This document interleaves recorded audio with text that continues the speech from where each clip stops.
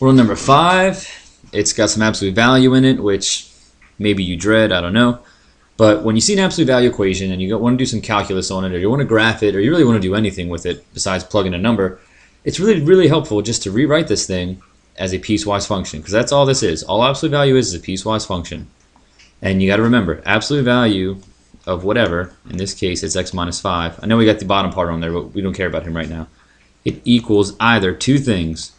It either equals itself, if it's positive, or it equals the opposite of itself. Okay? So to rewrite this thing, we got to find out where is it positive and where is it negative. If it's positive, it equals this guy. If it's negative, it equals this thing. So our first thing we got to do is find out where is x minus 5 positive. And just like we did for that last problem where we found out where 2x squared minus 7x plus 6 was negative, do the same thing. Find out where it's 0. That's at 5. And then determine on the intervals that are left, in this case is 2, because at 5 it's 0, determine where it's positive and negative. Well, if x is less than 5, like 432, negative 100,000, whatever, if x is any number less than 5, this thing is going to be a negative number. And if x is any number bigger than 5, x minus 5 is going to be a positive number. So, when x is less than 5, x minus 5 is negative. And when x is bigger than 5, x minus 5 is positive. Again, the reason we want that is because that's what x minus 5, or that's what absolute value is going to change. It's going to change negative to positive. It's going to leave positive alone. So, the absolute value of x minus 5 over x minus 5 is either going to equal itself, x minus 5 over x minus 5, which would just look like this. And x minus 5 over x minus 5 is 1. But it's only going to equal this if x minus 5 is positive. Because if it's positive, the absolute value doesn't do anything. Well, it equals this when x is bigger than 5. That is when it equals itself. Now, if x minus 5 is negative, it will not equal this. If x minus 5 is negative, then these absolute values are going to change its sign. So then it's going to equal this up here. Negative x minus 5 over x minus 5. And that equals negative 1. And x minus 5 is negative when x is less than 5. So this whole fraction is going to equal negative 1 when x is less than 5. Now, you also got to worry about what happens when x equals 5. Usually it's not going to matter. Absolute value, since we're splitting it up this way, is just going to be 0 at the numbers where it splits. The problem is the bottom is also 0 when x is 5, which means it's undefined there. So this function is undefined at 5. So there is no equal sign here to put because you can't plug 5 in anyway. So our function, our absolute value function, just equals that piecewise function right there. And I think this piecewise function is much, much nicer to look at than this, because this fraction doesn't let you know that it equals 1 or negative 1. This looks really super complicated. But all it really equals is negative 1 or 1. And what this says is, if you plug in any number less than 5, you're going to get negative 1. Any number bigger than 5, you're going to get positive 1. And you can check that out. Plug in negative 10. You get negative 15. Absolute value of that is 15. Over negative 15, and that is negative 1. It's negative 1 because we plugged in something less than 5. Okay. Anyway, the reason we like to do that is because it's much easier to tell where a piecewise function is differentiable. First off, our function is not continuous at 5, so it cannot be differentiable there. So maybe in my margin or something, I'm going to write x equals 5, not continuous. Okay. And then we're going to derive it. So this is, what do we call it? W of x. So then w prime of x. And the reason piecewise functions are so much nicer is because you just derive their pieces. The derivative of negative 1, 0. The derivative of 1, 0. When x is less than 5. When x is greater than 5. And normally we'd have to worry about an equal sign here. But since this function is not continuous at 5, the derivative cannot exist at 5. So there is no equal to sign here either. Okay? W prime of 5 is going to be undefined, which means there shouldn't be an equal sign on either one of these. And everywhere else, if x is less than 5, the derivative is 0. X is greater than 5, the derivative is also 0. So this thing's differentiable everywhere but 5. And really, if you remember this from class, all this thing looks like is positive 1 up here, negative 1 back here. So this is positive 1, this is negative 1. Okay, that's why the derivative is 0 on both pieces, but there is no derivative at 5 because the function's undefined. Okay, and again, the derivative means if you zoom in on it far enough, it starts to look like a line. Well, if you zoom in on 5, well, whether you zoom in here or here, it's going to look like half a line. Like, it's not going to look like a whole line connected, so it's not going to work out for us. Anyway, our final answer, what we really want to write here is w of x is differentiable, these lines aren't working out, on all reals except 5. Wx is not continuous at x equals 5. There you go. That's your answer. Okay, so we told where it was differentiable, and we said what was happening where it wasn't differentiable. And that's how you handle all absolute values, no matter how complicated. Alright, so number 6, another absolute value. Great.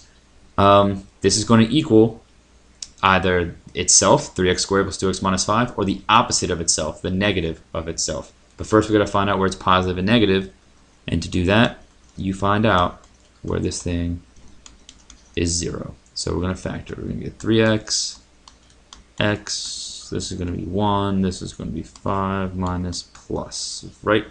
3x squared plus 3x, nope. Plus minus, there we go, minus 3x plus 5x, okay. So this thing is going to be 0 at negative 5/3 or 1. Now we make a little number line, negative 5/3 and 1. Again, this function's 0 with those 2 points, nowhere else, because if it was 0 somewhere else, we would have found those points, which means it's either positive or negative in these intervals. It's a parabola. It must look like this since our leading coefficient is positive, so the ends have to be positive. You can also plug in numbers if you want, but it looks like this. Now, since this thing changes sign twice, what that means is going to happen is that the absolute value is going to leave it alone at first. Okay, when x is less than negative 5/3, the whole thing's going to be positive, so absolute value is not going to do anything to it, so it's going to be fine. Then when it changes to negative at negative 5/3, absolute value is going to change its sign.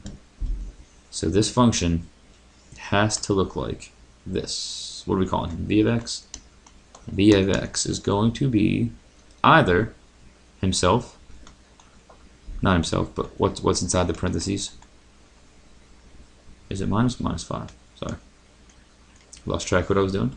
When x is less than negative 5/3, or he's going to equal the opposite of what's inside when it's negative, and that happens on this interval, negative 5/3 to 1, or after 1 he starts to equal, it's positive again, so the absolute value doesn't do anything.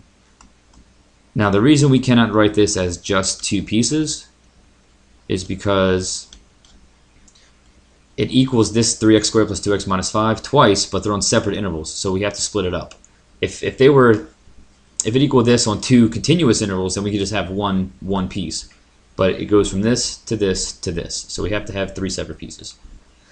And unlike number 5, if we plug in negative 5/3 into either one of these right here, we're going to get 0 or 0. So since they both give us 0, this thing's continuous, and it doesn't matter where you put the equal sign because they both give you 0. Same thing with 1. When you plug in 1 here, you're going to get 0, and you plug in 1 on the bottom one, you're going to get 0. So it does not matter which one you say equal to. Okay. Now, this thing is continuous. And again, absolute value doesn't really change continuity at all. The reason number 5 wasn't continuous was because we were dividing by 0. Okay, so 6 is continuous everywhere, so that's not a problem. We just need to derive it and see where the derivative is continuous. So v prime of x is going to be 6x plus 2. This is going to be negative 6x minus 2. And the derivative of this one is going to be 6x plus 2. And what you got to be careful about here is you do not put equal signs yet. You have to test to see if we can put equal signs. So the crappy part about these derivatives is even though you did all the right work, doesn't mean that they're going to be equal here. So you can't just go putting in equal signs and anywhere you want to. Okay, we'd like it if they just stayed equal. That'd be awesome for us. So it would make it much easier. But most of the time, with the absolute value function, they're not going to. So when we derive this, we have 6x plus 2 and negative 6x minus 2 on both sides of negative 5/3. This should be negative, sorry.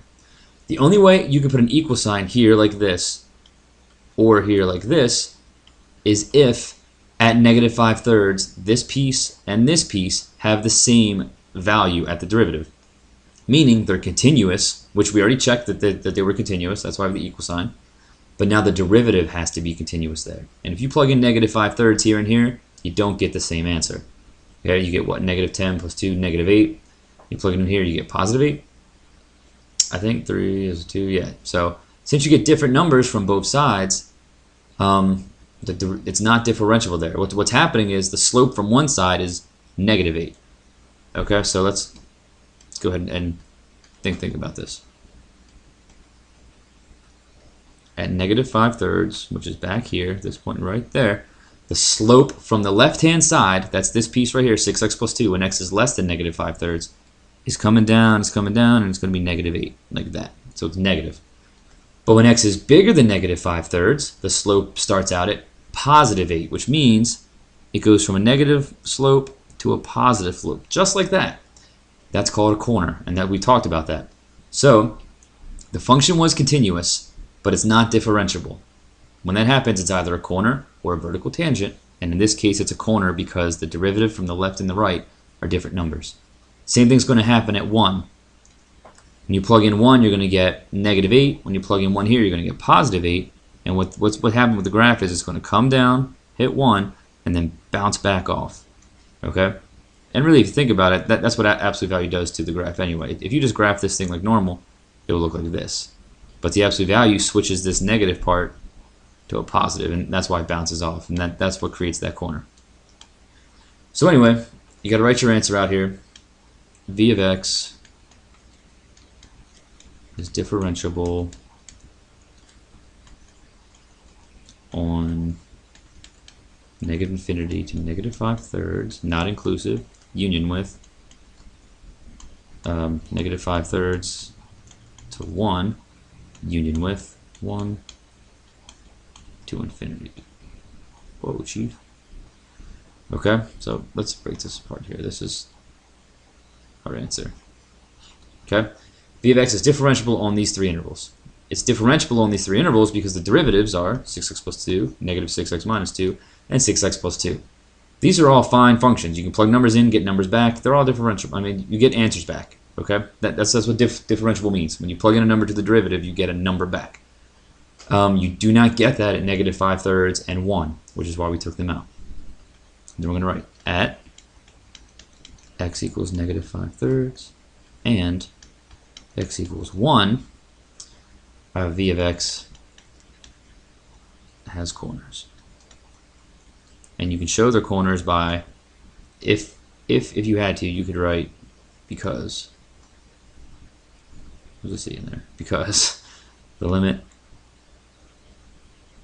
as x goes to, let's just do 1. You can do it for both points, but as x goes to 1 from below of v prime of x does not equal the limit as x goes to 1 from above.